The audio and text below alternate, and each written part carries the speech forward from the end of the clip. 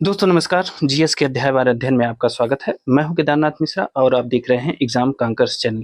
दोस्तों जैसा कि आप लोग जानते हैं कि इस समय हम लोग जीएस को अध्यायवार पढ़ रहे हैं और उसका प्रमुख कारण ये है कि जब भी परीक्षा में प्रश्न पूछे जाते हैं तो वह किसी न किसी चैप्टर से रिलेटेड होते हैं और जब हम हर उस चैप्टर को पढ़ लेंगे और उसके उच्चतम बिंदु तक पढ़ लेंगे तो मुझे लगता है कि किसी भी परीक्षा में आप जाएंगे तो बिल्कुल निश्चिंत होकर जा सकते हैं कि कहीं से कोई प्रश्न पूछे तो आप गलत नहीं करेंगे। क्योंकि आप जानते हैं कि इस समय परीक्षा पैटर्न में बहुत बड़ा परिवर्तन हो रहा है। लगातार प्रश्नों की प्रकृति बदलती जा रही है, ऑप्शन चेंज होते जा रहे हैं। यूपी ट्रिपल एससी में तो 4 ऑप्शन की जगह 5 ऑप्शन आने लगे हैं मेंस की परीक्षाओं में। हो सकता है पीईटी की परीक्षा में भी इसमें परिवर्तन कर दे।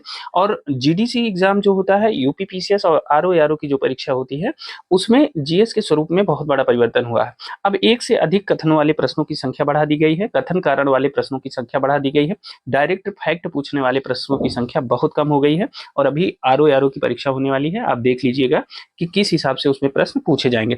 140 प्रश्नों में कम से कम 50 से 60 प्रश्न ऐसे रहेंगे जो एक से अधिक कथनों वाले होंगे।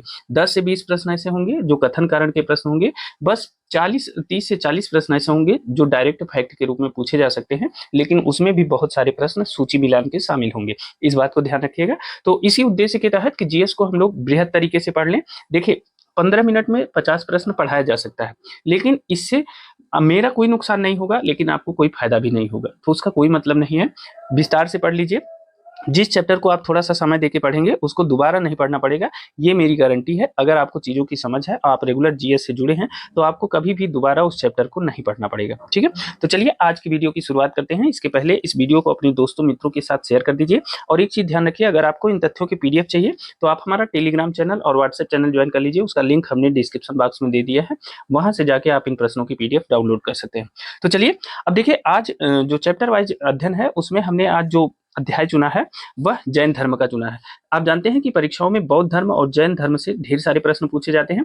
इसके पहले हमने बौद्ध धर्म को बहुत बेहतर ढंग से पढ़ लिया है, अब आज बारी है जैन धर्म की। तो चलिए जैन धर्म की शुरुआत करते हैं और इसके संबंध में जो महत्वपूर्ण परीक्षा उपयोगी तथ्य हैं उनको देखते हैं। तो चलिए शुरू करते हैं। देखिए सबसे पहले बात करते हैं, यह जैन शब्द कहाँ से आया, यह जैन शब्द किससे बना है। तो आप जानते हैं कि जैन शब्द की जो उत्पत्ति हुई है वह जिन शब्द से हुई है। किससे? जिन शब्द से हुई है। और जिन शब्द का जो अर्थ होता है, इसका मतलब क्या है, तो इसका अर्थ होता है विजेता। ठीक है, जिन शब्द का अर्थ क्या होता है, विजेता होता है। इसे जितेंद्रिय कहा गया है। क्या कहा गया है? जितेंद्रिय। और आप अनेक शब्दों के एक शब्द पढ़ रहे होंगे, तो जितेंद्रिय का मतलब जिसने इंद्रियों पर विजय प्राप्त कर लिया, जिसने इंद्रियों को जीत लिया है, उसे क्या कहते हैं? जितेंद्रिय कहते हैं। तो जो जैन धर्म का अर्थ है, जैन शब्द का अर्थ है, वह जिन है, विजेता है या जितेंद्रिय है। मतलब इसने इंद्रियों पर विजय प्राप्त कर लिया, वही जैन धर्म में, वही जैन है। ठीक है, तो याद रखिएगा, यह बहुत बड़ी लाइन है, इसे नोट करके रखिएगा। ठीक है, अब देखिए जब हम जैन धर्म पढ़ेंगे तो कुछ और कीवर्ड्स सामने आते हैं, पहले उनको देख लेते हैं, फिर आगे प्रश्नों की शुरुआत करेंगे।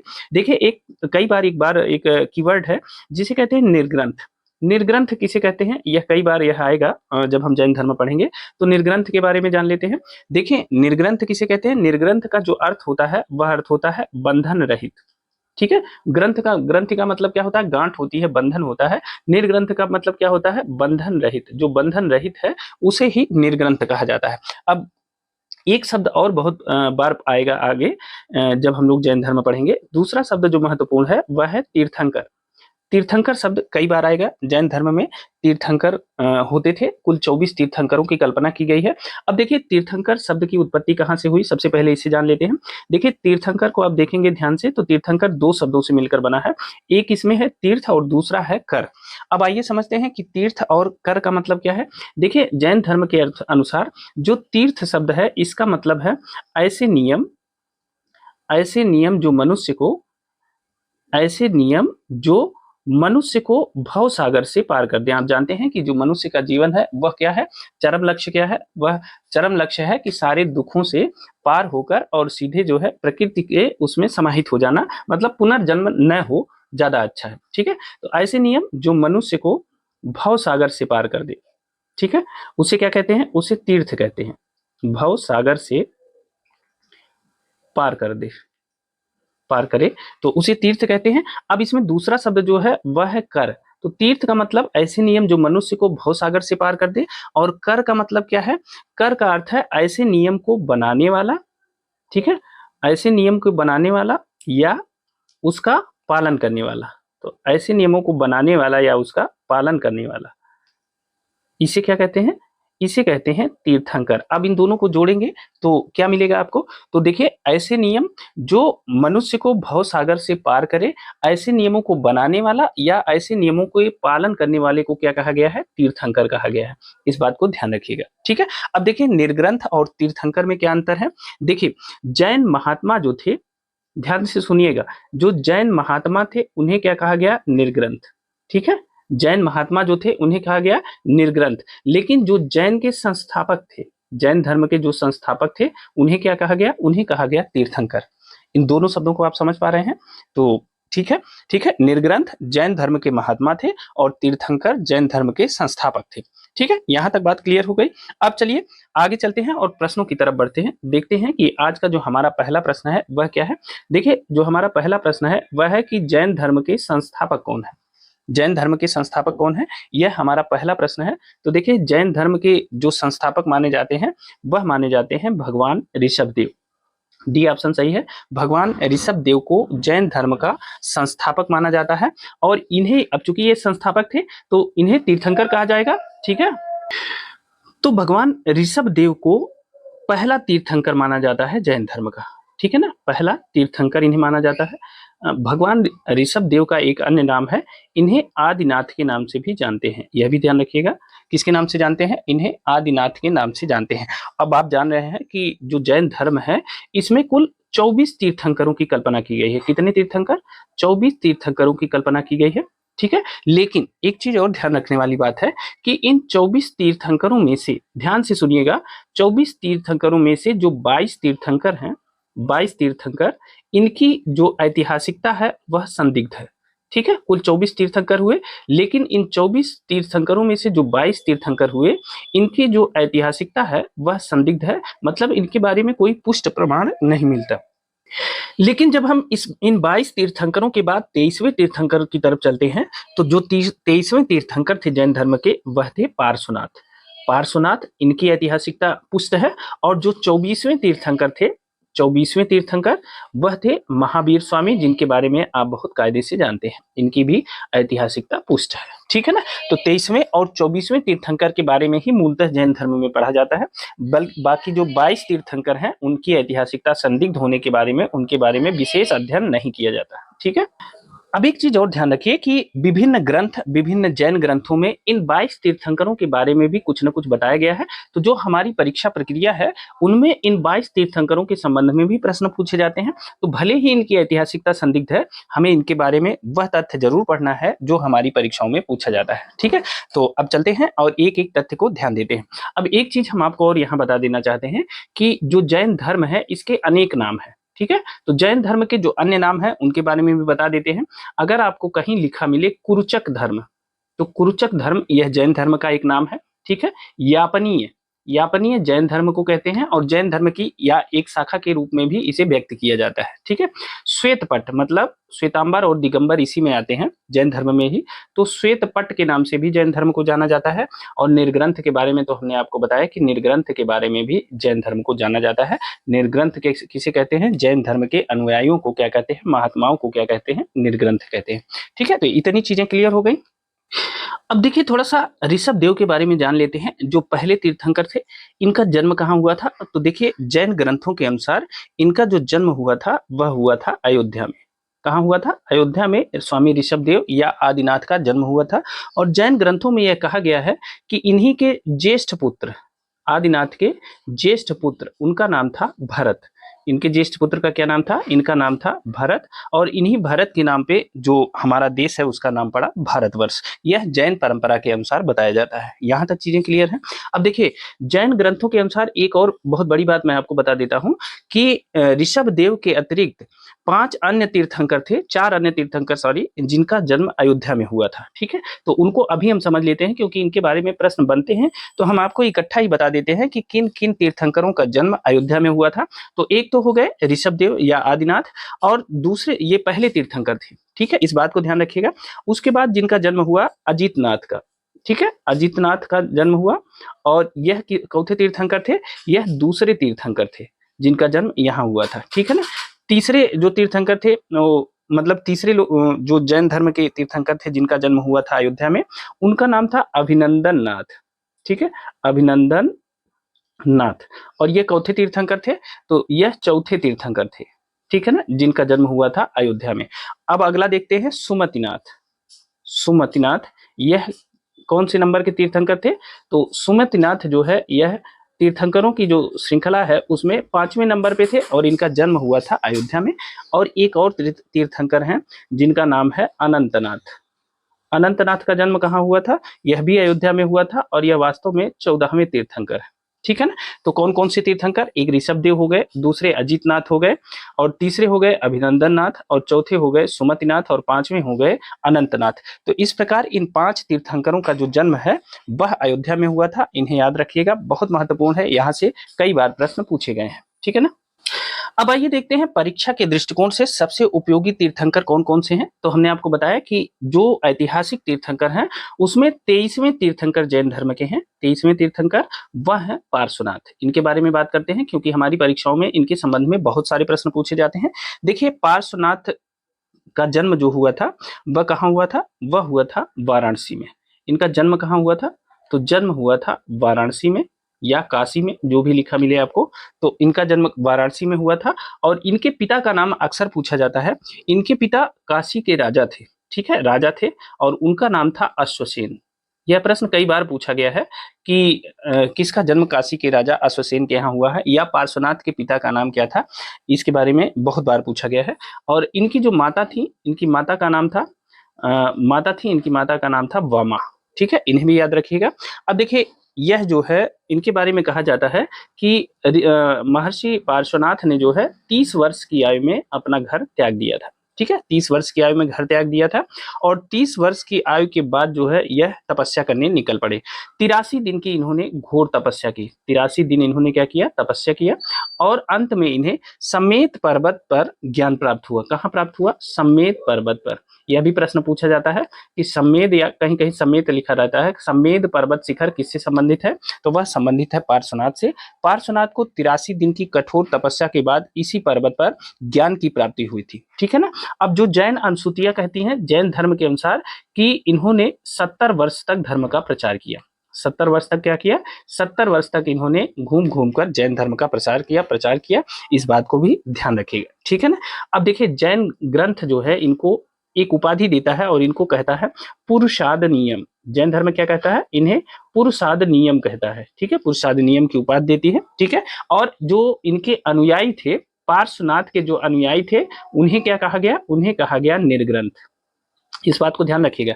निर्ग्रंथ किसे कहा गया? जो पार्श्वनाथ के अनुयायी थे उन्हें जैन धर्म में निर्ग्रंथ कहा गया। इस बात को नोट कर लीजिएगा कहीं कहीं। ठीक है ना, कहीं भी नोट कर लीजिएगा, निर्ग्रंथ पार्श्वनाथ के अनुयायियों को कहा जाता था। ठीक है ना। अब देखिए, एक चीज और ध्यान दीजिएगा कि पार्श्वनाथ के समय में यह जो निर्ग्रंथ संप्रदाय था यह 4 गणों में विभक्त था। ठीक है, 4 गणों का मतलब 4 संघों में विभक्त था। ठीक है। और इन 4 संघों को, प्रत्येक जो संघ था उसका जो मालिक था वो क्या था? एक गणधर था। ठीक है, एक गणधर के अधीन यह सारे संघ जो है, 4 संघ थे। तो इन चारों संघों का जो प्रमुख होता था वह एक गणधर होता था। और गणधर का मतलब क्या होता है? गण का मतलब होता था संघ, तो गणधर का मतलब क्या हुआ? संघ प्रमुख। मतलब प्रत्येक संघ एक संघ प्रमुख के अधीन था। इस बात को ध्यान रखिएगा। यह भी परीक्षाओं में पूछा जाता है कि गण और गणधर की जो संकल्पना है वह किस धर्म में है? तो वह जैन धर्म में है। ठीक है ना, इस बात को ध्यान रखिएगा। एक चीज और ध्यान रखिएगा कि पार्श्वनाथ ने अपने धर्म में स्त्रियों का प्रवेश भी कराया। ठीक है ना, जैन धर्म में स्त्रियों का प्रवेश हुआ था। ठीक है, ऐसा नहीं था कि प्रवेश वर्जित था। तो इनके समय में स्त्रियों का भी प्रवेश हुआ था जैन धर्म में। इस बात को ध्यान रखिएगा, क्योंकि किसी किसी जैन ग्रंथ में स्त्री संघ की अध्यक्षा का उल्लेख होता है। तो मतलब स्त्रियों का प्रवेश हुआ और स्त्री संघ का निर्माण किया गया। ठीक है ना, स्त्री संघ का निर्माण किया गया। और जैन ग्रंथों में स्त्री संघ की जो अध्यक्षा थी उनका नाम मिलता है, और उनका नाम क्या मिलता है? पुष्पचूला।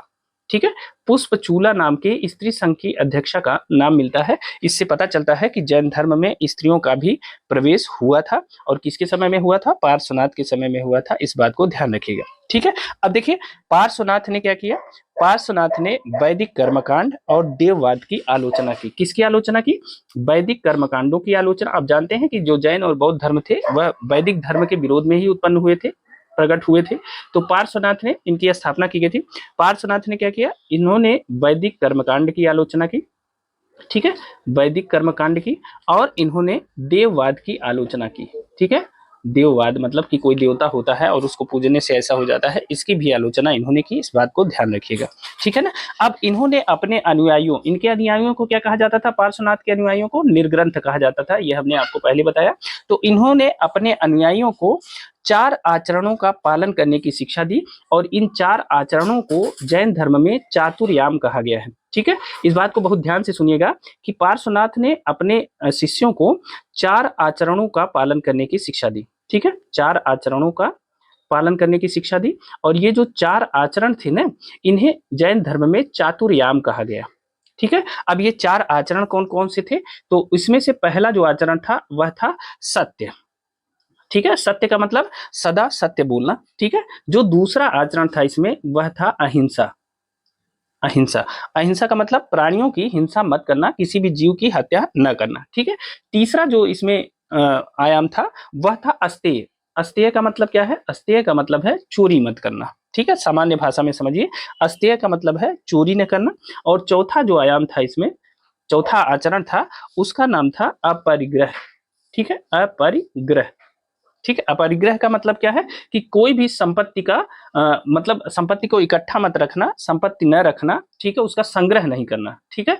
तो संपत्ति का संग्रह न करना, ठीक है।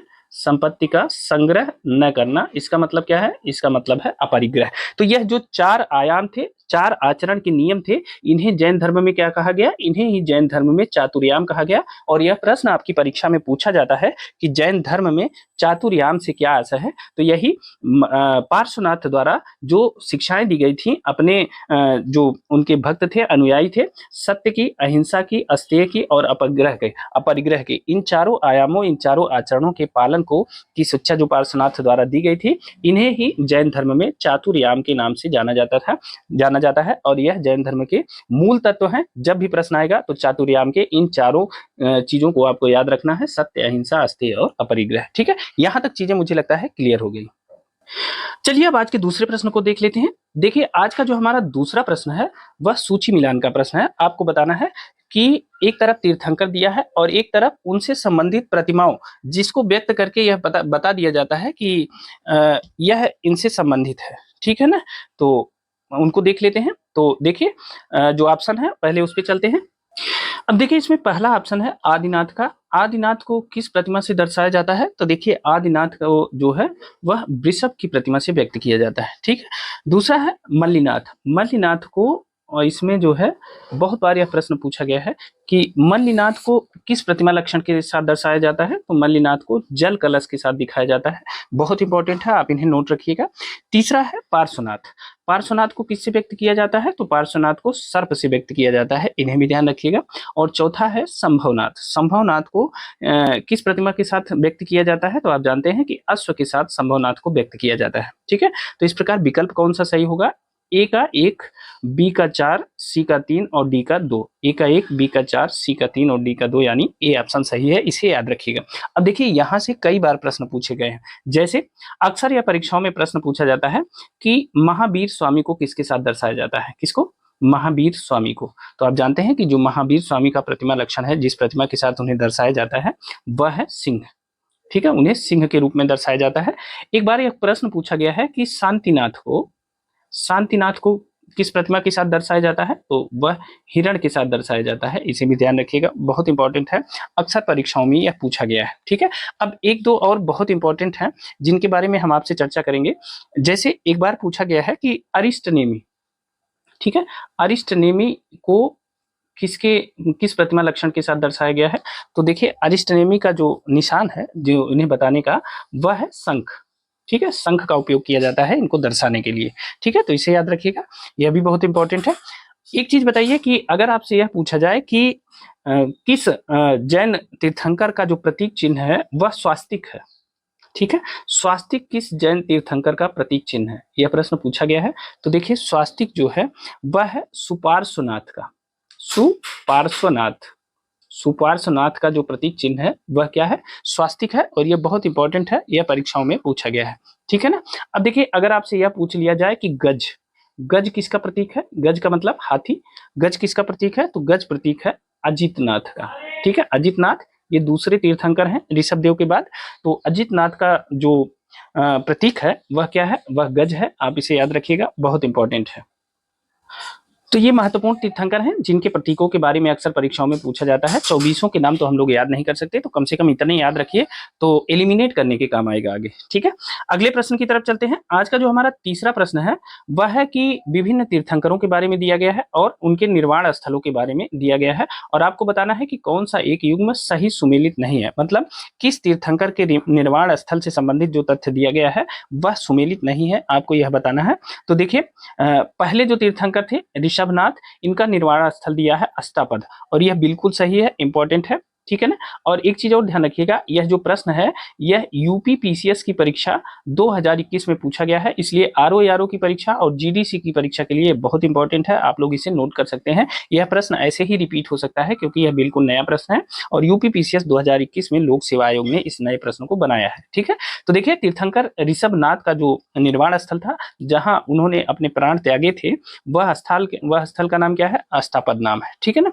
अब दूसरा आ जाते हैं वासुपूज्य, वासुपूज्य महोदय का दिया है निर्वाण स्थल, वह समेत शिखर दिया है। तो वासुपूज्य जैन धर्म के ये 12वें तीर्थंकर थे, कौन थे, 12वें तीर्थंकर थे जैन धर्म के वासुपूज्य, ठीक है ना। और इनका जो निर्वाण स्थल है वह समेत शिखर नहीं है, इस बात को ध्यान रखिएगा। इनका जो वास्तव में निर्वाण स्थल है वह चंपापुर है, ठीक है, कहाँ है, चंपापुर है इनका निर्वाण स्थल, तो याद रखिएगा यह प्रश्न रिपीट होगा। तीसरा है नेमिनाथ, नेमिनाथ का जो निर्वाण स्थल है वह उज्जैन पर्वत दिया है, तो यह भी बिल्कुल सही है। और महावीर स्वामी को आप जानते हैं कि महावीर स्वामी का जो निर्वाण स्थल है वह कहाँ है, वह पावापुरी में था, और इसे याद रखिएगा, यह भी बहुत इंपॉर्टेंट है, कई बार स्वतंत्र प्रश्न के रूप में भी महावीर स्वामी के निर्वाण स्थल के बारे में प्रश्न पूछा जाता है, ठीक है ना। तो इसमें कौन सा ऑप्शन गलत है, तो बी ऑप्शन है, इसे याद रखेंगे, इंपॉर्टेंट है। अब देखिए एक चीज ध्यान रखिएगा, यह जो समेत शिखर है यह कहाँ स्थित है, समेत शिखर स्थित है झारखंड में, ठीक है ना। और इस समेत शिखर पर कम से कम 18 से 20 जो जैन तीर्थंकर थे उन्होंने निर्वाण प्राप्त किया है। तो अगर आपसे यह प्रश्न पूछा जाए कि सबसे ज्यादा निर्वाण कहाँ प्राप्त किया जैन तीर्थंकरों ने, तो वह समेत शिखर पे ही प्राप्त किया है, इस बात को ध्यान रखिएगा, बहुत इंपॉर्टेंट है, ठीक है ना। समेत शिखर कहाँ स्थित है, झारखंड में स्थित है। अब चलिए अगले प्रश्न की तरफ चलते हैं। आज का जो हमारा चौथा प्रश्न है उसको देख लेते हैं। देखिए चौथा प्रश्न है कि सूची 1 को सूची 2 से सुमेलित करना है और सही कूट का चयन करना है। एक तरफ स्थल दिया है और दूसरी तरफ उससे संबंधित तीर्थंकरों के बारे में दिया है, तो किस स्थल से कौन से तीर्थंकर संबंधित थे उनके बारे में आपको बताना है। देखिए दिया है श्रावस्ती, श्रावस्ती। अब देखिए एक चीज और ध्यान रखिएगा, यह जो प्रश्न है यह आरओ की जो परीक्षा हुई थी, आरओ एग्जाम, यह 2021 में यह प्रश्न पूछा गया है, ठीक है ना। तो देखते हैं विभिन्न स्थलों के बारे में। देखिए पहला स्थल है श्रावस्ती, श्रावस्ती किससे संबंधित है, तो देखिए श्रावस्ती का जो संबंध है वह संभवनाथ से है, ठीक है ना, चौथा ऑप्शन सही है। दूसरा है काकंदी, काकंदी का संबंध किससे है, तो काकंदी का जो संबंध है वह है सुविधिनाथ से, ठीक है, किससे, सुविधिनाथ से। और सुविधिनाथ का एक अन्य नाम है, आसान भाषा में बता देता हूं, उनका एक नाम है पुष्पदंत, ठीक है। सुविधिनाथ का एक अन्य नाम क्या है, पुष्पदंत नाम है, और काकंदी जो है इन्हीं से संबंधित है, इस बात को ध्यान रखेंगे। अब आप सोच रहे होंगे कि यह काकंदी कहाँ स्थित है, तो यह काकंदी जो है यह उत्तर प्रदेश के देवरिया में कुशीनगर के आसपास स्थित है, इस बात को ध्यान रखेंगे। अगला है अयोध्या, अयोध्या से किसका संबंध है, तो हमने आपको शुरुआत में ही बताया था कि अयोध्या भगवान ऋषभनाथ की जन्मस्थली है, ठीक है। तो अयोध्या का संबंध किससे है, भगवान ऋषभनाथ से है।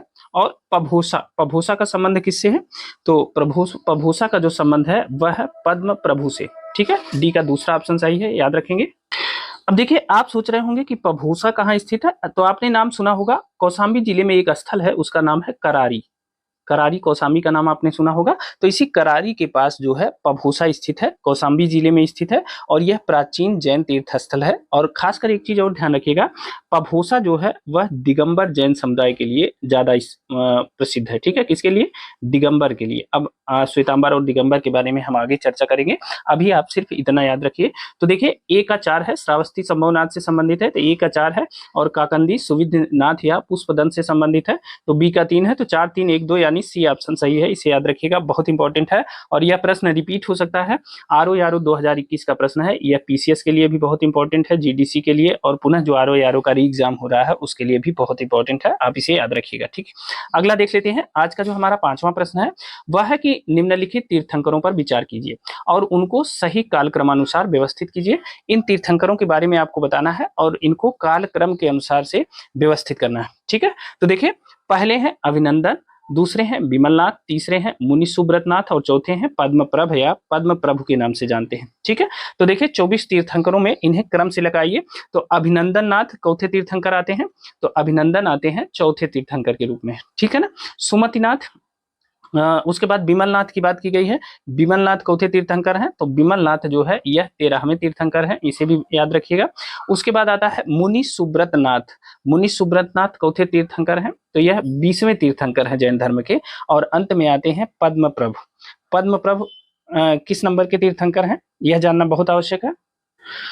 तो ये 6ठे नंबर के तीर्थंकर हैं। ठीक है ना, अब इन्हें क्रम से लगा लेते हैं। देखिए, अभिनंदन नाथ चौथे नंबर के हैं, तो सबसे पहले यही है, तो चौथा, पहले पहले ए का ऑप्शन 1। ठीक है, और उसके बाद पद्मप्रभ 6वें नंबर के हैं, तो दूसरे नंबर पे आएंगे, तो 1 4 2 और 3 यानी ए ऑप्शन सही है, इसे याद रखिएगा और इस प्रश्न को नोट कर लीजिएगा। ठीक है, यह आरोप की मेंस की परीक्षा 2016 में पूछी गई है। ठीक है, 2016 किसमें? आरओ मेंस में यह प्रश्न पूछा गया है, इसे याद रखिएगा। ठीक है ना, तो अभिनंदन चौथे तीर्थंकर, विमलनाथ 13वें, मुनि सुब्रतनाथ 20वें और पद्मप्रभ 6वें नंबर के तीर्थंकर हैं। ठीक है, याद रखेंगे। अगला प्रश्न देख लेते हैं। आज का जो हमारा 6वां प्रश्न है बहुत इंपॉर्टेंट है, महावीर स्वामी का जन्म कहाँ हुआ था। अब इनके बारे में जानना तो बहुत आवश्यक है, क्योंकि जैन धर्म जब आप पढ़ेंगे तो महावीर स्वामी को पढ़ना तो पड़ेगा ही, क्योंकि महावीर स्वामी ही जैन धर्म के मूल हैं। ठीक है, तो महावीर स्वामी का जो जन्म है इसकी चर्चा करते हैं। तो इनका जन्म हुआ था 599 ईसा पूर्व में। ठीक है, कहाँ हुआ था? 599 ईसा पूर्व, या कहीं कहीं इसे कहते हैं, कहीं कहीं इसे कहा जाता है 540 ईसा पूर्व में इनका जन्म हुआ था। ठीक है, और इनका जन्म हुआ था वैशाली के निकट कुंडग्राम में। ठीक है, ये ऑप्शन सही है। महावीर स्वामी का जो जन्म हुआ था कुंडग्राम में हुआ था, वैशाली के निकट। इनके पिता का जो नाम था, इनके पिता कौन थे? इनके पिता थे सिद्धार्थ। ठीक है, सिद्धार्थ इनके पिता थे, और वह जो है ज्ञात्रिक क्षत्रियों के प्रधान थे। यह भी प्रश्न पूछा गया है। ठीक है, ज्ञात्रिक क्षत्रियों के प्रधान थे कौन? सिद्धार्थ, जो इनके महावीर स्वामी के पिता थे। ठीक है, इनकी माता कौन थी? बहुत चर्चा उनकी भी होती है। माता उनकी थी त्रिशला। ठीक है, और इन्हें जो है विदेह दत्ता के नाम से भी जाना जाता है। ठीक है, त्रिशला या विदेह दत्ता इनकी माता थी। ठीक है, और इनकी पत्नी का नाम था यशोदा। ठीक है, यशोदा, और यह जो है कुंडिन्य गोत्र की कन्या थी। किस गोत्र की? कुंडिन्य गोत्र की, कुंडिन्य गोत्र की कन्या थी। कभी कभी यह भी प्रश्न पूछ लेता है। ठीक है, किस गोत्र की थी? तो यह कुंडिन्य गोत्र की कन्या थी, इन्हें याद रखिएगा। ठीक है, अब इनकी मृत्यु के बारे में भी जान लेते हैं कि इन्हें निर्वाण कब प्राप्त हुआ या इनकी मृत्यु कब हुई। तो इनका निर्वाण हुआ था महावीर स्वामी का 527 ईसा पूर्व। ठीक है, 527 ईसा पूर्व में इनका निर्माण हुआ था, और मल्ल शासन में हुआ था, मल्ल राजा के उसमें हुआ था, क्षेत्र में, सुस्तपाल के राज्य में हुआ था। कहीं कहीं यह 468 ईसा पूर्व भी मिलता है।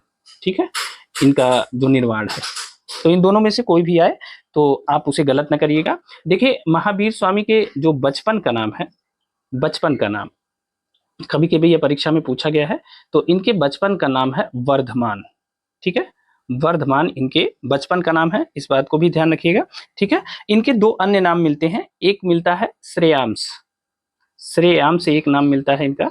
ठीक है, तमाम जैन ग्रंथों में मिलता है, और दूसरा नाम इनका मिलता है यशांश, यशांश और श्रेयांश, इनके दो अन्य नाम भी मिलते हैं। ठीक है ना, तो यहां तक चीजें क्लियर हो गई।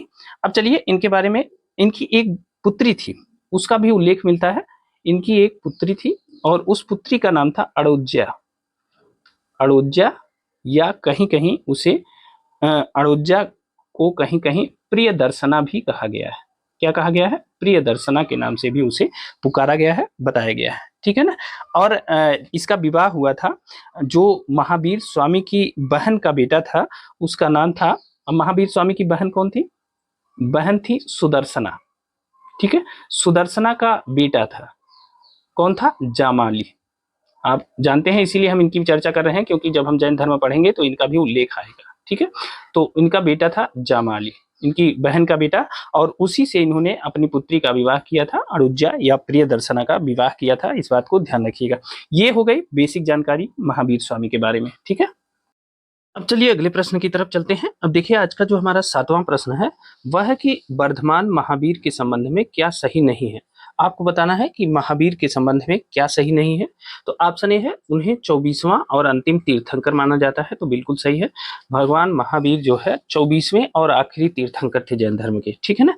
दूसरा है, उनकी माता लिच्छवी के राजा चेटक की बहन थी। इस बात को ध्यान रखिएगा कि जो उनकी माता थी त्रिशला, वो जो है लिच्छवी के राजा चेटक की बहन थी, और यह प्रश्न कई बार पूछा भी गया है, इसे ध्यान रखिएगा। तीसरा है कि उन्होंने अपने जीवन काल में विवाह नहीं किया। गलत बात है, उन्होंने अपने जीवन काल में विवाह भी किया था, और किससे विवाह किया था? यशोदा से विवाह किया था, और उनकी एक बेटी भी थी जिसका नाम था प्रियदर्शना। इस बात को भी ध्यान रखिएगा। और उनका एक दामाद भी था जिसका नाम था जामाली। ठीक है।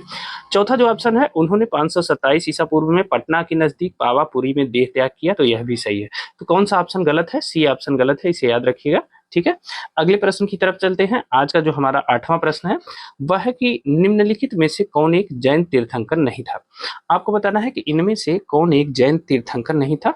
तो देखिए, चंद्र प्रभु एक जैन तीर्थंकर थे, नेमिनाथ भी जैन तीर्थंकर थे, संभवनाथ भी जैन तीर्थंकर थे, जबकि नाथ मुनि जो है यह जैन तीर्थंकर नहीं थे। इन्हें ध्यान रखिएगा। ठीक है ना, नाथ मुनि जैन तीर्थंकर नहीं थे। बी ऑप्शन सही है, याद रखेंगे।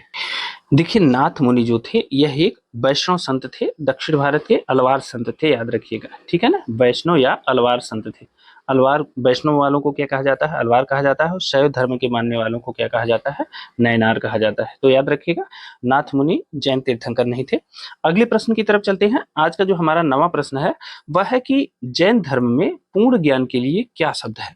आपको बताना है कि जैन धर्म में जिसे पूर्ण ज्ञान मिल जाता है उसे क्या कहा जाता है? तो उसे कहा जाता है कैवल्य। सी ऑप्शन सही है, याद रखिएगा। जैन धर्म में पूर्ण ज्ञान के लिए कैवल्य शब्द का प्रयोग होता है। ठीक है ना, याद रखिएगा। महावीर स्वामी ने 12 वर्षों तक तपस्या की थी। कितने वर्षों तक? 12 वर्षों तक कठोर तपस्या की थी महावीर स्वामी ने। उसके बाद इन्हें जिम्भिक ग्राम के समीप, यह याद रखिएगा, कभी कभी पूछ लिया जाता है, जिम्भिक ग्राम के समीप। ठीक है, जिम्भिक ग्राम था, और इसके समीप जो है एक नदी थी जिसे कहते थे रिजुपालिका नदी। रिजुपालिका नदी के तट पर इन्हें ज्ञान प्राप्त हुआ था।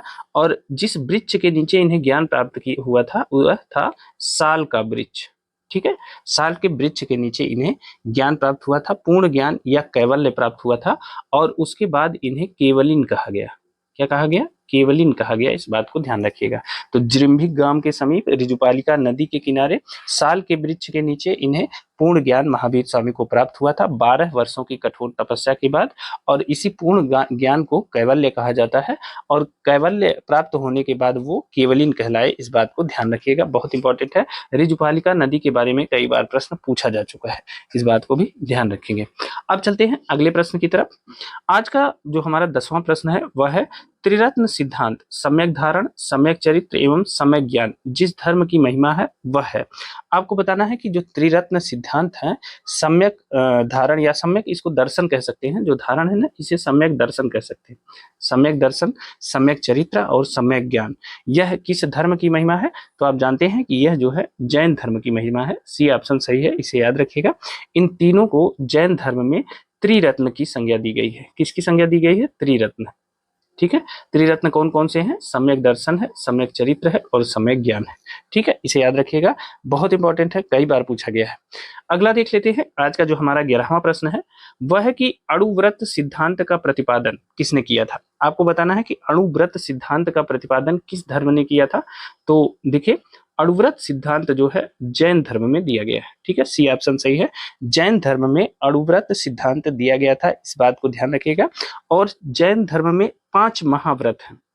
ठीक है, जैन धर्म में 5 महाव्रत हैं। कौन कौन से व्रत हैं इनको देखते हैं। तो 5 महाव्रत हैं। एक है अहिंसा, अहिंसा, दूसरा है सत्य, तीसरा है ब्रह्मचर्य, ब्रह्मचर्य, और चौथा है अस्तेय, अस्तेय, और पांचवा है अपरिग्रह। ठीक है, अपरिग्रह। यह जो है 5 महाव्रत हैं जैन धर्म में। ठीक है, इस बात को ध्यान रखेंगे।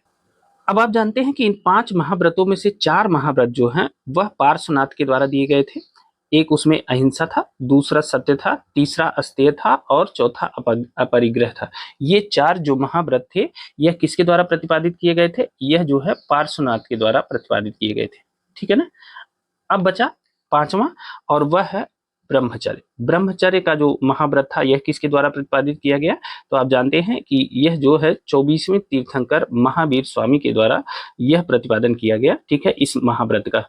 ठीक है, तो इस प्रकार ये 5 महाव्रत जो है यह जैन धर्म का मूल है। ठीक है, एक चीज ध्यान रखिएगा कि ये जो 5 महाव्रत थे यह जैन धर्म के सन्यासियों के लिए थे, क्योंकि सामान्य जीवन में इन व्रतों का पालन करना बहुत कठिन था। ठीक है, इसलिए यह जो 5 महाव्रत थे यह सन्यासियों के लिए थे, जो जैन धर्म के सन्यासी थे। अब समस्या उठती है कि जो गृहस्थ हैं और जैन धर्म को मानते हैं, जैन धर्म का पालन करते हैं, उनके लिए क्या व्यवस्था की जाए? तो उनके लिए यही व्यवस्था की गई कि ये जो 5 महाव्रत हैं इनको आप आंशिक रूप से इनका पालन करें। ठीक है, आंशिक पालन की बात कही गई, और इसी आंशिक पालन के कारण जो है इन व्रतों को अणुव्रत नाम दिया गया। क्या नाम दिया गया? अणुव्रत नाम दिया गया। और यही अब 5 अणुव्रत बनाए गए। जैसे इसका उदाहरण देते हैं, जैसे अहिंसा को अहिंसाणुव्रत कहा गया, अहिंसाणुव्रत।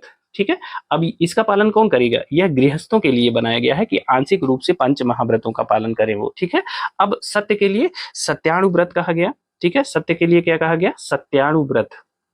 ठीक है, अब आ जाते हैं ब्रह्मचर्य के लिए ब्रह्मचर्याणुव्रत। ठीक है, सब में अणुव्रत जोड़ दिया जाएगा। ठीक है, ब्रह्मचर्याणुव्रत। ठीक है, ये हो गया। उसके बाद अस्तेय के लिए अस्तेयाणुव्रत। ठीक है, अस्तेयाणुव्रत। और अपरिग्रह के लिए अपरिग्रहाणुव्रत, अपरिग्रहाणुव्रत। ठीक है, तो इस प्रकार से जो अणुव्रत का सिद्धांत है वह जैन धर्म में दिया गया है। इसको याद रखिएगा, बहुत इंपॉर्टेंट है और परीक्षाओं में पूछा जाता है।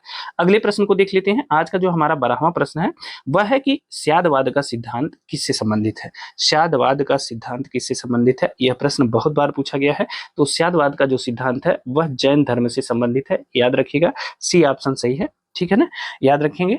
अब देखिए, महावीर स्वामी को आप जानते हैं कि यह जैन धर्म के 24वें तीर्थंकर थे। ठीक है, और इन्होंने वेदों की अपौरुषेयता को स्वीकार करने से इनकार कर दिया, मतलब वेदों के एकाधिकार को मानने से इनकार कर दिया, और धार्मिक और सामाजिक रूढ़ियों एवं पाखंडों का विरोध किया। ठीक है ना।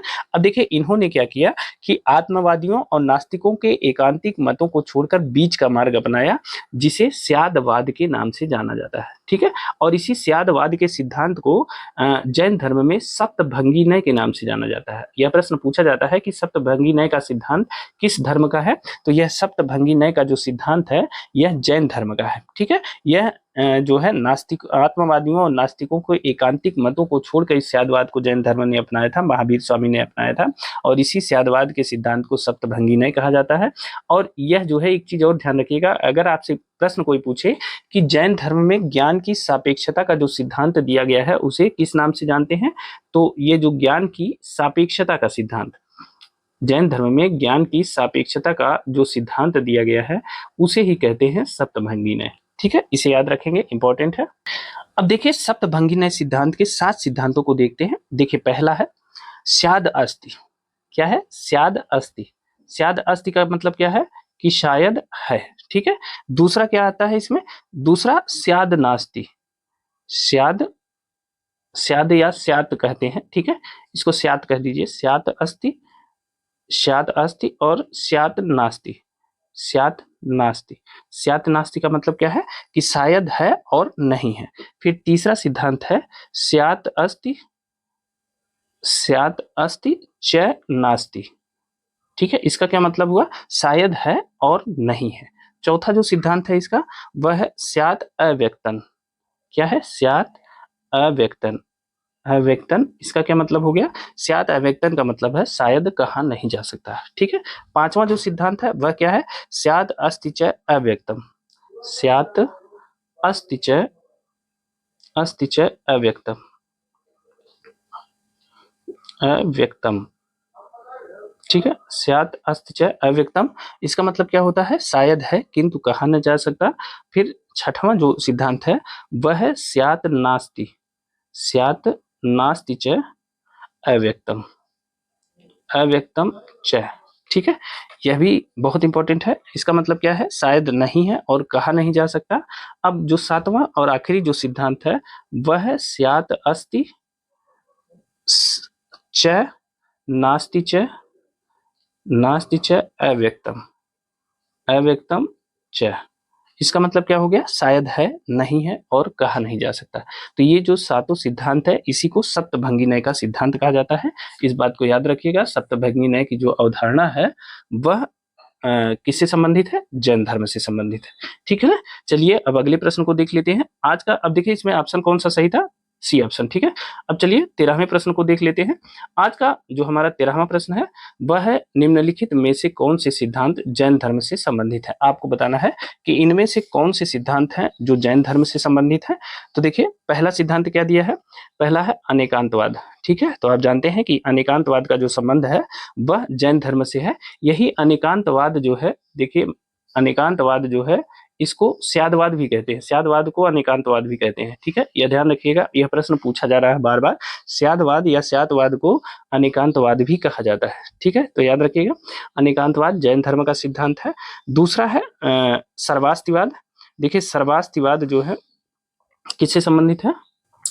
देखिए सर्वास्तिवाद और शून्यवाद ये दोनों का जो संबंध है यह किससे है? यह बौद्ध धर्म से है। ठीक है ना। सर्वास्तिवाद और स्यादवाद और शून्यवाद का जो संबंध है किससे है? बौद्ध धर्म से है। जबकि अनेकांतवाद को स्यादवाद भी कहते हैं और स्यादवाद ये दोनों किससे संबंधित है? यह जैन धर्म से संबंधित है। इसका मतलब क्या हुआ? ऑप्शन 1 और ऑप्शन 4 यानी ए ऑप्शन सही है। इसे याद रखिएगा, पहला और चौथा सही है। बहुत इंपॉर्टेंट प्रश्न है। ठीक है। अगले प्रश्न की तरफ देखते हैं। आज का जो हमारा 14वां प्रश्न है वह है जैन दर्शन के संबंध में निम्नलिखित कथनों पर विचार करिए। ठीक है। जैन दर्शन के बारे में आपको बताना है। देखिए पहला कथन है कि जैन दर्शन दो मुख्य सिद्धांतों के इर्द गिर्द घूमता है। ठीक है। वो दोनों सिद्धांत कौन से हैं? अर्थात अनेकांतवाद और स्यादवाद। जैन दर्शन जिन दो सिद्धांतों के इर्द गिर्द घूमता है वह है अनेकांतवाद और स्यादवाद। दोनों सही है। ठीक है। दूसरा कथन है अनेकांतवाद के अनुसार प्रत्येक प्राणी में कई गुण होते हैं। वह अस्थायी गुण जो किसी वस्तु की प्रकृति का निर्माण करता है वही गुण कहलाता है। ठीक है ना। तो यह भी कथन सही है। अनेकांतवाद क्या कहता है कि प्रत्येक प्राणी में कई गुण होते हैं। ठीक है ना। लेकिन ऐसा स्थायी गुण जो किसी वस्तु की प्रकृति का निर्माण कर देता है वही गुण कहलाता है। ठीक है। तो यह दोनों सही है जैन दर्शन के अनुसार। तो इसमें कौन सा विकल्प सही है? ए और 2 दोनों। ठीक है। अब देखिए इसमें विकल्प गलत हो गया है। इसमें ये होगा बी और ये होगा सी। ठीक है ना। तो सही विकल्प इसमें कौन सा होगा? अब इसको भी सही करना पड़ेगा, बी। ठीक है। तो याद रखेंगे बी विकल्प सही है। 1 और 2 दोनों सही है। ठीक है। जैन दर्शन के संबंध में ये दिए गए दोनों कथन सही हैं। अब चलिए अगले प्रश्न को देख लेते हैं। आज का जो हमारा 15वां प्रश्न है वह है कि निम्नलिखित में से कौन सा धर्म विश्व विनाशकारी प्रलय की अवधारणा में विश्वास नहीं करता है? आपको बताना है कि इनमें से कौन सा धर्म है जो विश्व विनाशकारी प्रलय की अवधारणा में विश्वास नहीं करता। तो देखिए यह है जैन धर्म। ठीक है। जैन धर्म में विनाशकारी प्रलय की अवधारणा नहीं है। ठीक है ना। क्योंकि जानते हैं कि जैन धर्म जो है उसमें ईश्वर की कल्पना नहीं की गई है। किसकी? ईश्वर नहीं है जैन धर्म में। ठीक है। वह क्या कहता है कि जगत की सृष्टि नहीं की गई है। मतलब जब ईश्वर नहीं है और जगत की सृष्टि नहीं की गई है।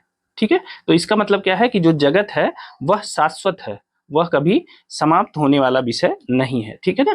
जगत क्या है? जगत को जैन धर्म शाश्वत मानता है और इसमें किसी भी समय प्रलय नहीं होगा। ठीक है। तो याद रखिएगा विश्व विनाशकारी प्रलय की जो अवधारणा है वह जैन धर्म में नहीं है। क्योंकि जैन धर्म ईश्वर को नहीं मानता है। उसका मानना है कि सृष्टि नहीं की गई है। ठीक है। और मतलब इसको बसाया नहीं गया है, भगवान के द्वारा इसे बनाया नहीं गया है जैसा अन्य धर्मों में कहा जाता है। उसका कहना था कि यह जो संसार है नित्य और शाश्वत है, इसमें किसी भी समय प्रलय जैसी कोई चीज नहीं होने वाली है। ठीक है, याद रखेंगे। अगला देखिए 16वां प्रश्न है, यापनीय किसका एक संप्रदाय था? हमने आपको शुरुआत में ही बताया था कि यापनीय जो है जैन धर्म का एक संप्रदाय था। ठीक है, उसकी उत्पत्ति जो हुई थी वह दिगंबरों से हुई थी। यापनियों की जो उत्पत्ति हुई थी वह दिगंबर संप्रदाय से हुई थी, तथापि यह संप्रदाय कतिपय श्वेतांबर मान्यताओं का भी पालन करता है। तो यापनीय जो है जैन धर्म का एक संप्रदाय है और इसकी उत्पत्ति दिगंबर से हुई थी। ठीक है, दिगंबर और श्वेतांबर, आप जानते हैं कि जो श्वेत वस्त्र धारण करते थे उन्हें श्वेतांबर कहा गया और जो नंगे रहते थे उन्हें दिगंबर कहा गया। तो यापनीय संप्रदाय वास्तव में दिगंबर से इसका संबंध था, लेकिन यह जो है श्वेतांबर मान्यता को भी मानता था। ठीक है, तो इसे याद रखेंगे, यापनीय जो था वह जैन धर्म से संबंधित एक संप्रदाय था। ठीक है, अगला देख लेते हैं। आज का जो हमारा 17वां प्रश्न है वह है कि निम्नलिखित में से कौन सबसे पूर्वकालिक जैन ग्रंथ कहलाता है? आपको बताना है इनमें से सबसे पूर्वकालिक जैन ग्रंथ कौन है। तो देखिए 14 पूर्वों को सबसे प्राचीन या सबसे पूर्वकालिक जैन ग्रंथ के रूप में माना जाता है। बहुत इंपॉर्टेंट है यह प्रश्न, कई बार पूछा गया है कि सबसे पूर्वकालिक या सबसे प्राचीन जैन ग्रंथ कौन है, तो वह है 14 पूर्व। आने वाली किसी भी परीक्षा की तैयारी आप कर रहे हो तो इस प्रश्न को नोट जरूर कर लीजिएगा। अब देखिए यहीं से एक प्रश्न और आता है कि जो प्रारंभिक जैन साहित्य थे, प्रारंभिक जैन ग्रंथ थे, वह किस भाषा में लिखे गए? ठीक है, प्रारंभिक जैन ग्रंथ किस भाषा में लिखे गए, यह प्रश्न कई बार पूछा गया है, तो आप एकदम नोट कर लीजिएगा। अर्धमागधी भाषा में लिखे गए प्रारंभिक जैन ग्रंथ जो है किस भाषा में लिखे गए थे? अर्धमागधी भाषा में लिखे गए थे। और बाद में जैन धर्म ने जो है प्राकृत भाषा को भी अपनाया था, इस बात को भी ध्यान रखिएगा। ठीक है, तो प्रारंभिक जैन ग्रंथ अर्धमागधी में लिखे गए थे, बाद में इन्हें प्राकृत भाषा को भी जैन धर्म ने अपनाया था, यह भी याद रखिएगा। ठीक है ना। अब एक चीज और देखिए, एक संप्रदाय है, कभी कभी पूछा जाता है कि स्थानकवासी संप्रदाय, स्थानकवासी संप्रदाय, ठीक है, यह पूछा जाता है कि यह किस धर्म से संबंधित है। तो देखिए स्थानकवासी संप्रदाय जो है यह संबंधित है जैन धर्म से। ठीक है ना, जैन धर्म से संबंधित है और जैन धर्म के श्वेतांबरों का एक संप्रदाय है। ये श्वेतांबर से संबंधित है, जो सफेद वस्त्र धारण करते थे उनसे संबंधित है। यह प्रश्न कई बार पूछा गया है, इसलिए हमने आपसे इसकी चर्चा कर दी। स्थानकवासी संप्रदाय का संबंध किससे है? जैन धर्म से है। और इस संप्रदाय की जो स्थापना हुई किया था, किसने किया था? लोंकासा ने किया था। किसने? लोंकासा ने इसकी स्थापना किया था, इस बात को भी ध्यान रखेंगे। ठीक है ना। चलिए अब अगले प्रश्न की तरफ चलते हैं। आज का जो हमारा 18वां प्रश्न है कि निम्नलिखित में से कौन सा स्थल पार्श्वनाथ से संबद्ध होने के कारण जैन सिद्ध क्षेत्र माना जाता है? तो हमने आपको पहले ही बताया था कि पार्श्वनाथ को जो वो मिला था, पार्श्वनाथ, पहली चीज तो यह 23वें तीर्थंकर थे। पार्श्वनाथ कौन से तीर्थंकर थे? यह 23वें तीर्थंकर थे। ठीक है ना, इन्हें याद रखिएगा। 23वें तीर्थंकर कौन थे? पार्श्वनाथ। और इन्हें जो है इन्हें समेध शिखर पर जो है परिनिर्वाण प्राप्त हुआ था। ठीक है, पार्श्वनाथ को महापरिनिर्वाण कहाँ हुआ था इनका? ये हुआ था समेध शिखर पे। ठीक है, तो इसी कारण यह जो समेध शिखर वाला क्षेत्र है यह जैन सिद्ध क्षेत्र बन गया है। ठीक है, 23वें तीर्थंकर थे, इनका जन्म स्थान कहाँ था? वाराणसी में था, आप जानते ही हैं। और वाराणसी के जो शासक थे इक्ष्वाक वंशी, उनके अश्वसेन उनके पिता थे। इनके बारे में हमने आपसे चर्चा पहले ही कर लिया। तो इनमें से समेध शिखर पार्श्वनाथ से संबंधित है, इसी कारण यह जैन सिद्ध क्षेत्र माना जाता है। ठीक है, अगले प्रश्न की तरफ चलते हैं। आज का जो हमारा 19वां प्रश्न है वह है निम्नलिखित में से कौन सा आरंभिक जैन साहित्य का भाग नहीं है? आपको बताना है इनमें से कौन आरंभिक जैन साहित्य का भाग नहीं है। तो देखिए इसमें से थेरी गाथा, थेरी गाथा जो है यह आरंभिक जैन साहित्य का भाग नहीं है, इस बात को ध्यान रखिएगा। थेरी गाथा क्या है? थेरी गाथा बौद्ध साहित्य का भाग है। किसका भाग है? बौद्ध साहित्य का भाग है, यह जैन साहित्य का भाग नहीं है, इस बात को ध्यान रखिएगा। बाकी आचारांग सूत्र, सूत्र कृतांग और बृहत कल्प सूत्र ये सभी आरंभिक जैन साहित्य के भाग हैं। ठीक है, इन्हें याद रखेंगे। अब चलिए थेरी गाथा के बारे में संक्षिप्त में आपको बता देते हैं, क्योंकि यह भी अक्सर परीक्षाओं में पूछा जाता है। थेरी गाथा जो है यह बौद्ध धर्म की भिक्षुणियों के द्वारा रचित काव्यात्मक रचनाओं का संग्रह है। ठीक है, बौद्ध धर्म की भिक्षुणियों के द्वारा रचित, भिक्षुणियों के द्वारा रचित काव्यात्मक रचनाएं हैं। ठीक है, काव्यात्मक रचनाएं हैं या आप कह सकते हैं कविताएं हैं। ठीक है, कौन सी? थेरी गाथा। अब देखिए थेरी गाथा में थेरी का मतलब क्या है? थेरी का मतलब होता है वयोवृद्ध या इसे कह सकते हैं वरिष्ठ, ठीक है, वरिष्ठ। और गाथा का मतलब होता है कविता या कहानी, ठीक है, कविता या श्लोक कह सकते हैं। गाथा का मतलब क्या होता है? कविता या इसे श्लोक कह सकते हैं, ठीक है ना। अब थेरी गाथा का मतलब क्या हो गया? वयोवृद्ध या वरिष्ठ भिक्षुणियों द्वारा रचित कविता या श्लोक, इसे कहते हैं थेरी गाथा। थेरी गाथा में कुल 73 बौद्ध भिक्षुणियों द्वारा रचित रचनाएं हैं। 73 बौद्ध भिक्षुणियों ने कुल 494 गाथाएं लिखी हैं, ठीक है, गाथाएं लिखी हैं, और वह थेरी गाथा में दर्ज है, इस बात को ध्यान रखिएगा। 73 बौद्ध भिक्षुणियों द्वारा रचित 494 गाथाएं इसमें दर्ज की गई हैं, इस बात को ध्यान रखिएगा। सबसे बड़ी बात यह है कि जो थेरी गाथा है यह स्त्री लेखन की प्रारंभिक मिसाल है, ठीक है, स्त्री लेखन की प्रारंभिक मिसाल है यह, ठीक है, इसे भी ध्यान रखिएगा, ठीक है ना। तो थेरी गाथा का संबंध आपको समझ में आया, यह बौद्ध साहित्य का हिस्सा है, बाकी सभी जैन धर्म से संबंधित है।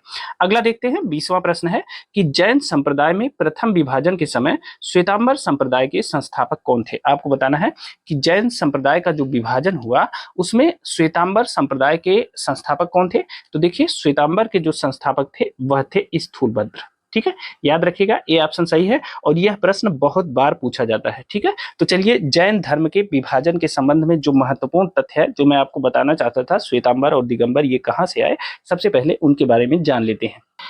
अब देखिए सबसे पहले आप दो नाम याद करिए, एक नाम है भद्रबाहु, भद्रबाहु यह भी जैन साधु थे, और दूसरे थे स्थूलभद्र, यह भी जैन साधु थे, ठीक है।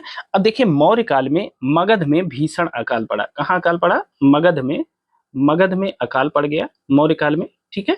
जब मगध में अकाल पड़ा तो जो भद्रबाहु थे यह अपने अनुयायियों को लेकर के कहाँ चले गए? दक्षिण भारत, ठीक है, दक्षिण भारत चले गए। लेकिन जो स्थूलभद्र थे इन्होंने कहा कि हम ऐसी स्थिति में अपनी जो जन्मभूमि है, जो अपने लोग हैं उनको छोड़ के नहीं जाएंगे, क्योंकि यहाँ अकाल पड़ा है तो हम इन्हीं के साथ रहेंगे और इन्हीं के बीच जो है इनकी सेवा करेंगे और अपनी तप ध्यान जो भी करेंगे, ठीक है ना। तो स्थूलभद्र जो है यह यहाँ से नहीं गए और यह मगध में बने रहे, ठीक है ना। अब जब भद्रबाहु जब अकाल समाप्त हुआ तो भद्रबाहु जो है दक्षिण भारत से पुनः मगध वापस आए, ठीक है, मगध वापस आए। और जब मगध वापस आए ये, तो यहाँ इनसे भद्रबाहु और स्थूल भद्र में जो है वैचारिक मतभेद उत्पन्न हो गया और बहुत तगड़ा मतभेद उत्पन्न हो गया, ठीक है ना। स्थूल भद्र ने अपने अनुयायियों को श्वेत वस्त्र धारण करने के लिए कहा, क्या धारण करने के लिए? श्वेत वस्त्र धारण करने के लिए कहा। और भद्रबाहु ने अपने अनुयायियों को निर्वस्त्र रहने के लिए कहा, मतलब नग्न रहने के लिए कहा, ठीक है ना। तो जो स्थूलभद्र के समर्थक थे उन्होंने श्वेत वस्त्र धारण किया, तो इसे कहा गया श्वेतांबर, ठीक है, क्या कहा गया? श्वेतांबर कहा गया। और भद्रबाहु के जो अनुयायी थे वह निर्वस्त्र थे, तो इन्हें कहा गया दिगंबर, ठीक है। तो श्वेतांबर और दिगंबर की जो परंपरा है वो यहीं से आई। हमने बहुत सामान्य भाषा में जीएस के तरीके से आपको यह बता दिया, आपको यह बात समझ में आ गई होगी, ठीक है ना। तो श्वेतांबर और दिगंबर, श्वेतांबर के जो गुरु थे वह स्थूलभद्र थे और भद्रबाहु के जो समर्थक थे या शिष्य थे वह क्या थे? दिगंबर कहलाए, ठीक है। चलिए अगले प्रश्न की तरफ चलते हैं। आज का जो हमारा 21वां प्रश्न है वह है कि निम्नलिखित में से किस स्थान पर प्रथम जैन परिषद का आयोजन हुआ था? आपको बताना है कि प्रथम जैन परिषद का आयोजन सबसे पहले किस स्थान पर किया गया था। यह भी बहुत इंपॉर्टेंट है कि प्रथम जैन परिषद का आयोजन कहाँ किया गया था। तो आप जानते हैं कि पाटलिपुत्र में प्रथम जैन परिषद का आयोजन किया गया था, ये ऑप्शन सही है, इसे याद रखिएगा। अब देखिए चंद्रगुप्त मौर्य के काल में पाटलिपुत्र में प्रथम जैन संगीत आयोजित किया गया, ठीक है ना, और जिसमें श्वेतांबर आगम, ठीक है, श्वेतांबर आगम आगम का संपादन किया गया, ठीक है। प्रथम जैन संगीत में, जैन परिषद में श्वेतांबर आगम का संपादन किया गया। यह प्रश्न बहुत बार पूछा गया है कि पहली जैन परिषद कहाँ आयोजित की गई थी। तो पाटलिपुत्र में आयोजित की गई थी, चंद्रगुप्त मौर्य के काल में आयोजित की गई थी। चूंकि जो प्राचीन जैन शास्त्र थे वह नष्ट हो गए थे, अतः उन्हें पुनः एकत्र करने के लिए 4th शताब्दी ईसा पूर्व में यह जो है पहला जैन सभा का आयोजन किया गया। लेकिन एक चीज ध्यान रखिएगा कि इसमें जो भद्रबाहु थे, भद्रबाहु के समर्थकों ने भाग नहीं लिया था, ठीक है, भद्रबाहु के समर्थकों ने भाग नहीं लिया। इसका मतलब जानते हैं? अब जैसे यह श्वेतांबर आगम है ना, तो श्वेतांबर का समर्थक कौन था? स्थूलभद्र थे। भद्रभाव के समर्थकों ने भाग नहीं लिया, यानी इसमें क्या है, दिगंबरों ने इसमें भाग नहीं लिया, इसलिए श्वेतांबरों का बोलबाला रहा। ठीक है ना, तो याद रखिएगा। अगले प्रश्न की तरफ चलते हैं। आज का जो हमारा 22वां प्रश्न है वह है कि जैन साहित्य से संबंधित निम्नलिखित कथनों को पढ़िए तथा सटीक विकल्प को चुनिए। तो पहला है कि श्वेतांबर धर्मसूत्र में 12 अंग शामिल है। आपको बताना है कि श्वेतांबर धर्मसूत्र में 12 अंग शामिल है, तो बिल्कुल सही है। ठीक है ना। दूसरा है श्वेतांबर परंपरा के अनुसार इन अंगों का संकलन वल्लभी में आयोजित एक धर्म सभा में किया गया था, तो यह गलत है। ठीक है ना। पहला सही है कि श्वेतांबर धर्मसूत्र में 12 अंग शामिल हैं। ठीक है ना। लेकिन जो श्वेतांबर परंपरा के अनुसार इनका जो संकलन है वह वल्लभी में नहीं आयोजित सभा में किया गया था, बल्कि यह पाटलिपुत्र में जो सभा हुई थी उसमें इसका संकलन किया गया था, पाटलिपुत्र की सभा में। ठीक है ना। तो दूसरा कथन सही है, पहला कथन सही है और दूसरा गलत है, यानी डी ऑप्शन सही है, इसे याद रखिएगा। चलिए अब अगला प्रश्न देख लेते हैं। आज का जो हमारा 23वां प्रश्न है वह है कि निम्नलिखित कथनों पर विचार करिए। पहला है कि वर्धमान महावीर की माता लिच्छवी के मुख्य चेटक की पुत्री थी। बताइए, वर्धमान महावीर की माता लिच्छवी के पुत्र चेटक की लिच्छवी के मुख्य चेटक की पुत्री थी, तो यह पुत्री नहीं थी, यह गलत है, बल्कि यह चेटक की बहन थी। ठीक है, यह सही, मतलब सही क्या है, चेटक की बहन थी, पुत्री नहीं थी। दूसरा कथन है गौतम बुद्ध की माता कोलीय राजवंश की राजकुमारी थी, तो जो गौतम बुद्ध की माता थी वह कोलीय राजवंश की राजकुमारी थी, बिल्कुल सही है। ठीक है ना, याद रखिएगा। तीसरा है 23वें तीर्थंकर पार्श्वनाथ बनारस से थे, तो यह भी सही है। ठीक है, तो दूसरा और तीसरा सही है, पहला कथन गलत है। वर्धमान महावीर की माता लिच्छवी के मुख्य चेटक की बहन थी, न की पुत्री थी। ठीक है, तो दूसरा और तीसरा सही है, याद रखिएगा, कई बार यह प्रश्न पूछा गया है। सी ऑप्शन सही है। अगला देख लेते हैं, 24वां प्रश्न है, निम्नलिखित कथनों पर विचार करिए। देखिए कथन क्या है, पहला है दक्षिण भारत के इक्ष्वाकु शासक बौद्ध मत के विरोधात्मक थे। ठीक है, दक्षिण भारत के इक्ष्वाकु शासक बौद्ध मत के विरोधात्मक थे। और दूसरा है पूर्वी भारत के पाल शासक बौद्ध मत के समर्थक थे। तो बताइए इनमें से कौन सा कथन सही है। तो देखिए इसमें केवल दूसरा कथन सही है कि पूर्वी भारत के पाल शासक बौद्ध मत के समर्थक थे। ठीक है ना, जबकि पहला कथन जो दक्षिण भारत के इक्ष्वाकु शासक बौद्ध मत के विरोधात्मक थे, यह गलत है, क्योंकि दक्षिण भारत के जो इक्ष्वाकु शासक थे इन्होंने हालांकि वैदिक धर्म का पालन किया, लेकिन इन्होंने बौद्ध धर्म का भी समर्थन किया। ठीक है ना, याद रखिएगा कि बंगाल में जो इन्होंने इक्ष्वाक वंश ने जो है क्या किया था, इन्होंने बौद्ध धर्म का भी समर्थन किया। और इक्ष्वाक वंश की लगभग सभी रानियां, यह प्रश्न पूछा गया है कि किस वंश के जो पुरुष थे वह उससे संबंधित थे वैदिक धर्म से, और सभी रानियां जो है बौद्ध धर्म से संबंधित थी। तो इक्ष्वाक वंश की जो सभी रानियां थी वह जो है बौद्ध मतावलंबी थी। ठीक है, याद रखिएगा, इक्ष्वाक वंश के शासकों की लगभग सभी रानियां बौद्ध मतावलंबी थी। ठीक है, बौद्ध थी। और इन्होंने नागार्जुन कोंडा में बौद्ध स्मारकों के निर्माण में अपना योगदान दिया था। ठीक है, कहाँ, नागार्जुन कोंडा, नाम सुना होगा, यहाँ बौद्ध स्मारक बना है। नागार्जुन कोंडा में बौद्ध स्मारकों के निर्माण में इन्होंने योगदान दिया था। ठीक है, निर्माण में योगदान दिया था। अब देखिए यह प्रश्न आप ध्यान करिएगा, कहीं ना कहीं आपके सामने से गुजरा होगा कि किस वंश के पुरुष जो है वह वैदिक धर्म का पालन करते थे, लेकिन रानियां बौद्ध धर्म का पालन करती थी, तो वही इक्ष्वाक वंश था। ठीक है ना, तो पहला कथन गलत है, दूसरा कथन सही है, तो केवल दो सही है, बी ऑप्शन सही है। इसे ध्यान से पढ़ लीजिएगा और इसे दोहरा लीजिएगा कई बार। चलिए अगले प्रश्न की तरफ चलते हैं। आज का जो हमारा 25वां प्रश्न है वह आजीवक संप्रदाय के संस्थापक थे। अब देखिए आजीवक संप्रदाय के संस्थापक कौन थे, तो आप जानते हैं मक्खली गोसाल। मक्खली गोसाल प्रारंभ में क्या थे, यह महावीर के शिष्य थे। किसके, महावीर स्वामी के शिष्य थे। ठीक है, मक्खली गोसाल, और बाद में जो है मतभेद के चलते इन्होंने महावीर स्वामी की शिष्यता त्याग दी थी। ठीक है ना, और आगे चलकर इन्होंने आजीवक संप्रदाय की स्थापना की, इस बात को ध्यान रखिएगा। और इनका जो मत है, आजीवक संप्रदाय का जो मत है, यह मत है नियतिवाद या भाग्यवाद पर आधारित मत है। ठीक है, आधारित मत है, नियतिवाद या भाग्यवाद पर आधारित मत है, जिनके अनुसार जो आजीवक संप्रदाय का कहना है वह कहना है कि संसार की प्रत्येक वस्तु भाग्य द्वारा पूर्व नियंत्रित एवं संचालित होती है। ठीक है, भाग्य के आगे इन्होंने कुछ नहीं सोचा। ठीक, तो कई बार प्रश्न पूछा गया है कि आजीवक संप्रदाय के संस्थापक कौन थे, तो मक्खली गोसाल थे, याद रखेंगे। चलिए अब अगला प्रश्न देख लेते हैं। देखिए आज का जो हमारा 26वां प्रश्न है वह भी आजीवक संप्रदाय से संबंधित है। देखिए 26वां प्रश्न है कि आजीवक संप्रदाय के बारे में निम्नलिखित पर विचार करिए। पहला कथन है मक्खली गोसाल इसके महत्वपूर्ण नेता थे, तो बिल्कुल सही है। आप जानते हैं कि मक्खली गोसाल ने ही आजीवक संप्रदाय की स्थापना की थी, ठीक है। दूसरा है कि दर्शन का केंद्रीय विचार नियति था जो कि भाग्य है। तो देखिए हमने आपको आजीवक संप्रदाय बताते समय यह बताया था कि जो आजीवक संप्रदाय था यह मुख्य रूप से नियतिवाद या भाग्यवाद पर आधारित था, ठीक है। तो इसका केंद्रीय विचार यही है, यह भी कथन सही है। तीसरा है कि जाति और वर्ग के आधार पर भेदभाव किया जाता था, यह बिल्कुल गलत है। आजीवक संप्रदाय में जाति और धर्म के आधार या वर्ग के आधार पर कोई भेदभाव नहीं किया जाता था, तो सी ऑप्शन गलत है। चौथा है कि आजीविकों की बैठकों के लिए नियमित सभाएं होती थी, बिल्कुल सही बात है। आपस में निर्णय के लिए लेने के लिए नियमित इनमें सभाओं का आयोजन किया जाता था। तो इसमें सही कौन सा है? ए सही है, बी सही है और डी सही है, यानी बी ऑप्शन सही है। याद रखिएगा ए, बी और डी सही है, ठीक है ना। अब चलते हैं अगले प्रश्न की तरफ, आप इसे नोट कर लीजिएगा और आगामी सभी परीक्षाओं के लिए इसे वेरी इंपॉर्टेंट की सीरीज में डाल दीजिएगा, ठीक है ना। ये बहुत इंपॉर्टेंट है आगामी सभी परीक्षाओं के लिए और यह सब में पूछा जा सकता है, ठीक है। अगला प्रश्न देख लेते हैं। आज का जो हमारा 27वां प्रश्न है यह भी आजीवक संप्रदाय के संबंध में है। देखिए 27वां प्रश्न क्या कहता है कि आजीवक संप्रदाय के संबंध में निम्नलिखित कथनों पर विचार कीजिए, ठीक है। पहला कथन है कि नियतिवाद में विश्वास करता था, तो इसकी चर्चा तो हम लोग कर चुके हैं। यह नियतिवादी या भाग्यवादी विचारधारा का संप्रदाय था, ठीक है, वही मानता था।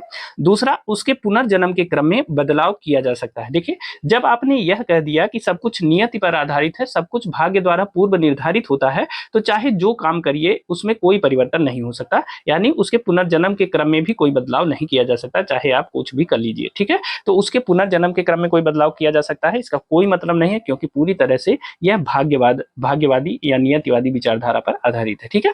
तीसरा जो है कठोर तपस्या में विश्वास, तो कठोर तपस्या में विश्वास बिल्कुल, यह जो है क्या करते थे, कील पर चलते थे, ठीक है, कील पर चलते थे, कम भोजन करते थे, आधा पेट भोजन करते थे, आग में चलते रहते थे, आग में चल जाते थे। तो यह जो है कठोर तपस्या में विश्वास रखते थे। तो तीसरा ऑप्शन भी सही है। तो 1 और 3 सही है, बाकी दूसरा ऑप्शन गलत है, ठीक है। तो डी सही है, याद रखिएगा, इंपॉर्टेंट है। अगला देख लेते हैं। 28वां प्रश्न है, सूची 1 को सूची 2 से मिलान करना है, ठीक है, और आपको बताना है। देखिए सूची 1 में आचार्य दिए गए हैं और सूची 2 में उनसे संबंधित सिद्धांत दिए गए हैं, तो किस आचार्य ने कौन से सिद्धांत का प्रतिपादन किया वह आपको बताना है। देखिए पहले है आचार्य लकुलिश हैं और इन्होंने आप जानते हैं कि पाशुपत संप्रदाय की स्थापना की थी, ध्यान रखिएगा, बहुत इंपॉर्टेंट है। दूसरे आचार्य हैं नागार्जुन और जानते हैं कि ये शून्यवाद के प्रतिपादक थे और यह बौद्ध धर्म के संबंधित थे, ठीक है, बौद्ध धर्म से संबंधित थे और इन्होंने शून्यवाद का सिद्धांत दिया था, ठीक है ना। तीसरे भद्रबाहु, आप जानते हैं कि भद्रबाहु जैन धर्म से संबंधित थे और दिगंबर जैन धर्म से संबंधित थे। अभी हमने आपको बताया था कि मगध में जब अकाल पड़ा था तो भद्रबाहु अपने शिष्यों के साथ दक्षिण भारत यानी श्रवण बेलगोला चले गए थे, बाद में वापस आए थे तो बवाल हो गया था, ठीक है। चौथा है मक्खली गोशाल या केवल गोशाल दिया है, तो आपको बताया अभी कि आजीवक संप्रदाय के संस्थापक थे मक्खली गोशाल, ठीक है। तो अब मिलान कर दीजिए, ए का 3 है, बी का 2 है और सी का 4 है, तो ए का 3, बी का 2, सी का 4 और डी का 1, यानी बी ऑप्शन सही है, इसे याद रखिएगा, बहुत इंपॉर्टेंट है, ठीक है। अगला देख लेते हैं। आज का 29वां प्रश्न है। देखिए उत्तर प्रदेश में बौद्ध एवं जैनियों दोनों की प्रसिद्ध तीर्थस्थली के रूप में कौन फेमस है? तो आप जानते हैं कि उत्तर प्रदेश में एक स्थान है कौशाम्बी, प्रयागराज से यह 55 किलोमीटर की दूरी पर है। कौशाम्बी एक जिला है वर्तमान में और कौशाम्बी कहा जाता है कि यहाँ कोसम के वृक्षों की संख्या, कुसाम्ब नामक वृक्षों की संख्या बहुत ज्यादा थी, इसीलिए इसे कौशाम्बी के नाम से जाना गया है। और इसकी चर्चा जो है महाभारत के काल में भी होती है। पुराणों के अनुसार हस्तिनापुर के जो राजा थे निचच्छू, उन्होंने हस्तिनापुर के गंगा के प्रवाह में बह जाने के बाद जो है इस नगर की स्थापना कराई थी, किसकी? कौशाम्बी की स्थापना कराई थी। हालांकि जो है यह बौद्ध तथा जैन दोनों की प्रसिद्ध तीर्थस्थली है, इसके लिए भी यह जाना जाता है। देखिए महात्मा बुद्ध ने कई बार कौशाम्बी में जाकर यहाँ धर्मोपदेश दिया था, लोगों को अपना शिष्य बनाया था।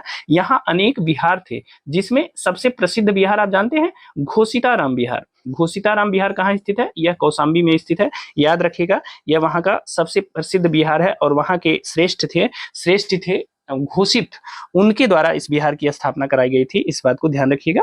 अब एक चीज और ध्यान रखिएगा कि जैन धर्म के छठे तीर्थंकर, ठीक है, कौथे तीर्थंकर हैं?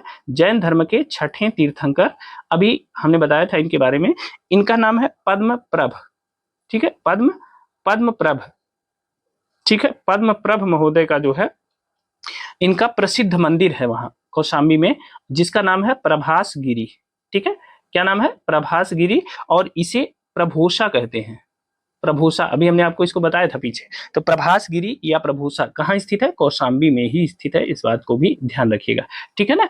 तो बौद्ध जैन दोनों की प्रसिद्ध तीर्थस्थली के रूप में कौशाम्बी है। घोषिताराम विहार यहीं पे है। और जैन धर्म के छठे तीर्थंकर पद्मप्रभ जो है, पद्मप्रभ का प्रसिद्ध मंदिर प्रभूषा या प्रभासगिरी यहीं कौशाम्बी में स्थित है। तो कौशाम्बी बौद्ध एवं जैन दोनों की प्रसिद्ध तीर्थस्थली है, इसे याद रखिएगा, ठीक है। अगला आज का 30वां और आखिरी प्रश्न, निम्नलिखित में से कौन सा एक कथन सही नहीं है? आपको बताना है कि इनमें से कौन सा एक कथन सही नहीं है।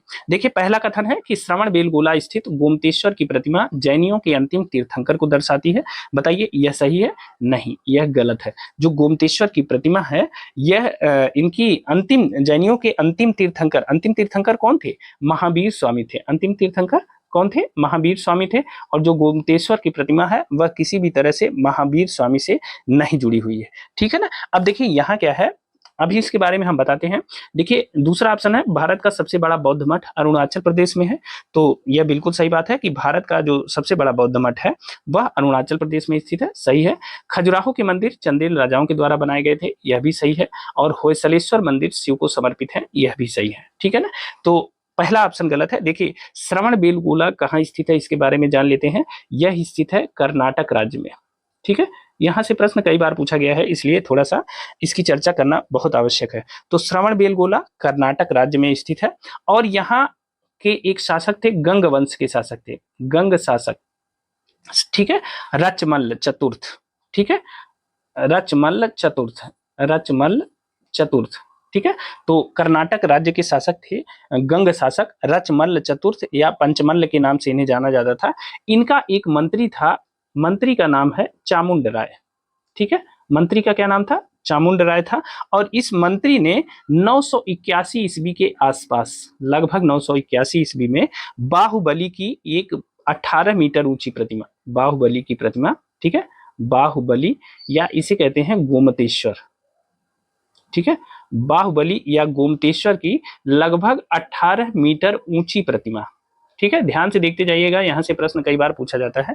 18 मीटर ऊंची जैन मूर्ति का निर्माण कराया था, ठीक है। और ये जो बाहुबली थे या जो गोमतेश्वर या बाहुबली थे, यह जो है, इन्हें माना जाता है कि यह जो प्रथम जैन तीर्थंकर थे, यानी ऋषभनाथ, ऋषभनाथ के पुत्र, ठीक है, ऋषभनाथ के पुत्र के रूप में इन्हें माना जाता है, इस बात को ध्यान रखिएगा। बाहुबली को ऋषभनाथ का पुत्र माना जाता है, ठीक है। तो कई बार यह प्रश्न पूछा गया है कि श्रवण बेलगोला में गोमतेश्वर की जो विशाल प्रतिमा है उसे स्थापित किसने करवाया था? तो उसे स्थापित कराया था चामुंड राय ने। अब इसके आगे पूछेगा तो आप बताइएगा कि गंग शासक रचमल्ल चतुर्थ का मंत्री था चामुंड राय, जिसने 981 ईस्वी के आसपास बाहुबली या गोमतेश्वर की मूर्ति की स्थापना कराई थी, ठीक है ना। और बाहुबली को ऋषभनाथ का पुत्र माना जाता था, जो माना जाता है जो प्रथम तीर्थंकर थे जैन धर्म के, ठीक है। अब देखिए, यहां से एक प्रश्न और पूछा जाता है कभी कभी कि जो महामस्तकाभिषेक होता है, क्या होता है?